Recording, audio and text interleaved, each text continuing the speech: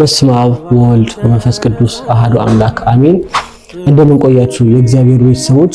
እኔ ዲያቆን ሕዝቅያስ እባላለሁ። በታሪካዊው ደብረ አባይ ገዳም የቅዳሴና የተለያዩ የአብነት ትምህርቶችን ተምሬ ጨርሼ ወጥቻለሁ። አሁን ደግሞ የተማርኩት ትምህርት ወደ እናንተ ለማስተማር በዝግጅት ላይ ነኝ። በቲክቶክ በምሰራቸው አጫጭር ቪዲዮዎች ትምህርቱን በስፋት እንድሰጥ ሲጠይቁ ቆይታችኋል።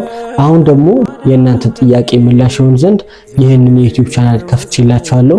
በዚህ ዩቲዩብ ቻናል የማስተምረው ትምህርት ለጀማሪዎችና ለተማሪዎች ቅዳሴ፣ ሰዓታት፣ መልክአ ሕማማት፣ የዳዊት ጥናት፣ ውዳሴ ማርያም ጥናትና የተለያዩ የግዕዝ መጽሐፍት ጥናቶች ይሆናል። ከዚህ በተጨማሪ መሰረታዊ የዲቁና ትምህርትን የምንማማርበት ቻናል ነው።